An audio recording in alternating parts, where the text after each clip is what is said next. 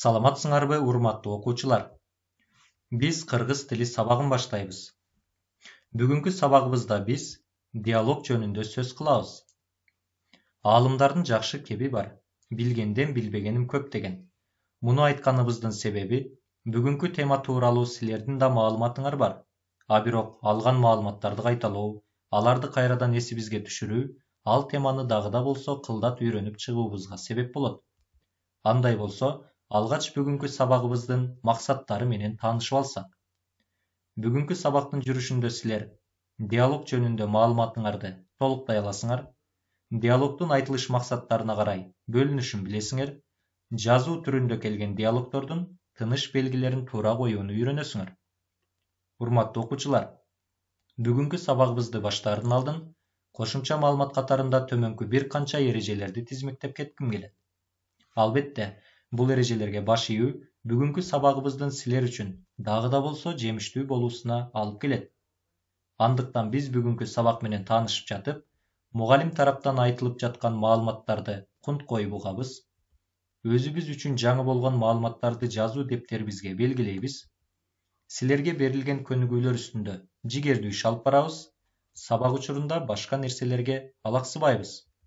Бул эрежелер менен таанышып алган болсок, анда бүгүнкү сабагыбызды баштайбыз. Адатта мейли мектепте, мейли көчөдө, мейли майрамдык кечелерде, ашкана, дүкөн, базарларда болсун, биздин жашообуздун басымдуу бөлүгү дал ушул диалог менен тыгыз байланышкан. Ал анткени кайсыл жерде болбосун, биз башка адамдар менен маектешүүнү жакшы көрөбүз. Же белгилүү бир иш-аракеттерге байланыштуу алар менен сүйлөшүүгө туура келет. А диалог дегенибиз эмне? Анын жашообуздагы зарылчылыгы кандай? Андай болсо, дал ушул суроолорго жооп бере кетели. Илимде эки же андан ашык адамдардын бири-бири менен пикир алышуусу диалог деп аталат. Мейли эки адам, мейли 4 адам, мейли 1000 адам болсун, айырмасы жок. Ал эми жеке адамдын сөзү монолог деп аталарында кошумчалай кетели. Диалог гректин диалогос, аңгемелешүү деген сөзүнөн алынган. Биз жогоруда кеп кылгандай, диалогдук кеп эл арасында кеңири тараган. Диалогдук кепте бир адам сүйлөп бүткөндөн кийин экинчи кишинин, ал бүткөн соң үчүнчү кишинин кеби башталат. Диалог ооз-эки кепте да, жазуу кепте да кеңири колдонулат. Ал эми айтылышына карай диалог 4 топко бөлүнөт. Тагыраак айтканда, жай диалог, суроолуу диалог, күчтүү сезим менен айтылган диалог жана буйрук диалог. Эми болсо, бул диалогдук кептин түрлөрүнүн ар бирине өз-өзүнчө токтоло кетели. Жай диалог. Мында адамдардын сүйлөшүүсү, суроо жообу жайынча гана баяндалат. Бир курамдуу же эки курамдуу сөздөр гана пайдаланылат. Мисалы, эч ким таппас, алыс жактарга алып кетем бу баланы. Кантейин, болуптур, кеттим. Бул үч диалогдук кептер улуу жазуучу Чыңгыз Айтматовдун түрдүү чыгармаларынан келтирилгендигин байкаган болсоңор керек. Диалогдук кептердин баяндалуусуна көз сала турган болсок, анда ар бир кеп жайынча гана баяндалып жаткандыгын билебиз. Күчтүү сезим менен айтылган диалог. Кептин бул түрү күчтүү сезим менен, интонация менен айтылат. Мисалы, жок, сен ошону эстеп көрчү, Толгонай. Жок, эстей албайм. Толгонай, эсиңе кел, эмне кылмакмын? Бул жердеги ар бир диалогдук кептин күчтүү сезим менен айтылгандыгын көрүп турасыңар. Суроолуу диалог. Диалогдун бул түрү суроо иретинде айтылып, аңгемелешүүчү адамдын оюн билүү максатында колдонулат. Мисалы, амансыңбы, куттуу таалам. Баланы ээрчите келмек эмес белең.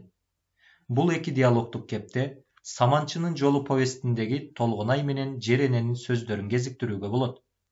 Биринчи катарда турган диалогдук кепте Толгонай Жерененин аманчылыгын билүү үчүн ага суроо узатса, ал эми экинчи диалогдук кепте Жерене Толгонайга суроо узатып жаткандыгын билүүгө болот. Буйрук диалог. Аңгемелешүүгө катышкан адамдардын бири-бирине берген буйругун, өтүнүчүн, тилегин жана башкаларын билдирүү максатында айтылат. Мисалы, тынчтангыла, жолдоштор. Кайрат кыл, болду. Диалогтук кепти жазуу түрүндө көп учурларда жазуучулар, акындар колдонушат. Алар диалогторду каармандардын образдарын, алардын өз ара мамилелерин ачып берүү үчүн колдонушат. Чындыгында да чыгармаларга жан киргизүүчү бөлүктөрдүн бири диалог болуп эсептелинет.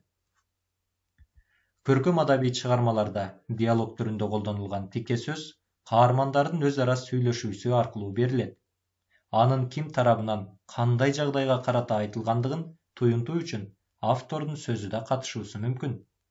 Демек, каармандардын сүйлөшүүсү тике сөз, ага катышкан автордун сөзү төл сөз болуп эсептелинет. Мисалы: «Ой боз бие, сени жеймин», дейт карышкыр. «Эмне үчүн?» дейт бие. «Курсагым ачка», дейт карышкыр. Мисалдардагы асты сызылган сөздөр тике сөз, калгандары автордун сөзү болуп саналат. А бирок автордун сөзү бардык учурда эле катышуусу зарыл эмес. Кээде каармандардын өз ара сүйлөшүүсү, аңгемелешүүсү түрүндө да берилет. Уюн уурдаткан ушул аял го, кандай дейсиң? Ошондой болуш керек. Эскерте кетүүчү жагдай, диалог түрүндөгү тике сөздөрдө тырмакча колдонулбайт. Андай болсо, диалогтук кептин тыныш белгилери тууралуу да айта кетели. Адатта ар бир диалогтук кеп жаңы жолдон абзац менен астына сызыкча коюлуп жазылат. Ал эми айтылып жаткан максатына карата чекит, илеп жана суроо белгилери коюлат. Эгерде автордун сөзү аралашып, андан соң кайра эле каармандын сөзү кете турган учурда, абзац таштабастан эле кайрадан сызыкча коюлуп жазылып кете берет. Мисалы: «Бир кошуун жакындап келе жатат», деди жигит. «Көз алдыма элес тартылды». Бул жерде жигиттин диалогтук кеби, андан соң автордун кеби орун алды. А бирок кайра эле дал ошол жигиттин сөзү уланып жаткандыктан жаңы абзац менен баштоонун кереги жок болот. Айтылыш максатына карата жигиттин диалогу жай диалогко мисал болду. Себеби ой жайынча гана баяндалды. Эми болсо, алган билимдерибизди бышыктоо максатында бир канча көнүгүүлөр үстүндө иштейли. Биз тараптан силер үчүн 2 жерде болгон диалогтор чагылдырылат. А бирок диалогтук кептин тыныш белгилеринде катачылыктар бар. Силердин иш аракетиңер дал ошол катачылыктарды таап, аларды оңдоо болуп саналат. Андай болсо, биринчи диалогтук кеп дүкөндө болуп жатат. Саламатсызбы эже? Саламатчылык. Сага эмне керек? Мага бир куту ширеңке бересизби? Мына, эми көзүмө көрүнбөй жогол. Эмнеге? Мен сага жогол деп жатам. Өзүңөргө белгилүү болгондой, бул жерде сатуучу эже менен жаш баланын дүкөндө болгон диалогу орун алды. Эми болсо ойлоп көргүлөчү. Бул диалогтук кептердин тыныш белгилери туура коюлганбы? Эгерде катачылык кетирилген болсо, кайсыл жерлерде катачылык кетирилген? Эмне үчүн силер андай деп ойлоп жатасыңар? Келгиле, эми болсо силердин чечимиңер менен ар бир диалогтук кептердин тыныш белгилерин карап чыгалы. Саламатсызбы эже? Жаш бала сатуучу эженин саламаттыгын сурап, ага суроо иретинде кайрылып жатат.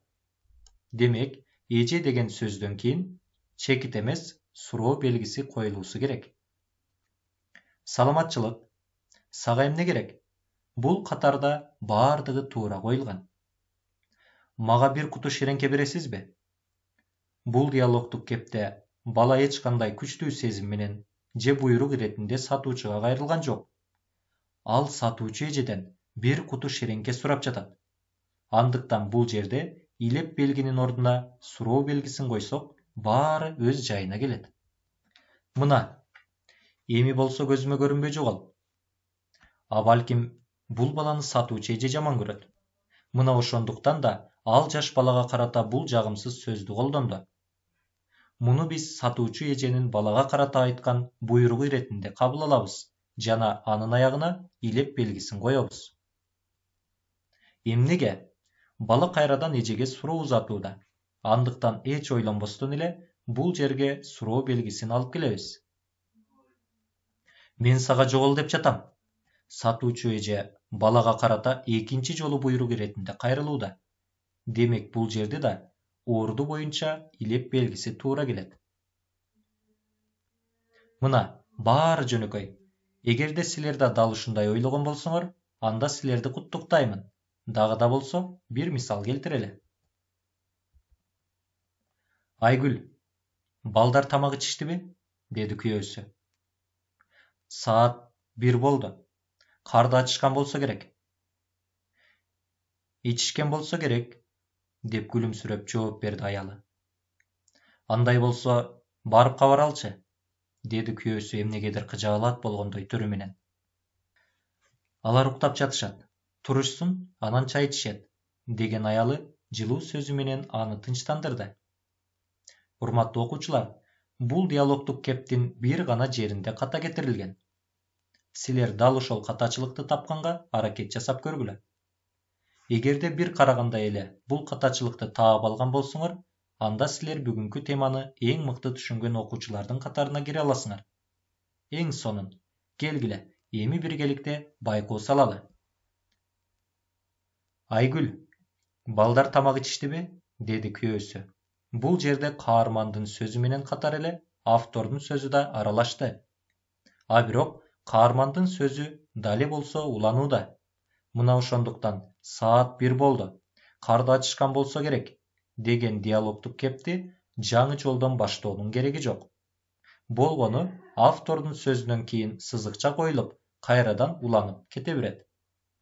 Диалогдун калган бөлүгүнүн баары туура жазылган. Ошентип бүгүнкү сабагыбызды да бир канча мисалдар менен бышыктаганга аракет жасадык.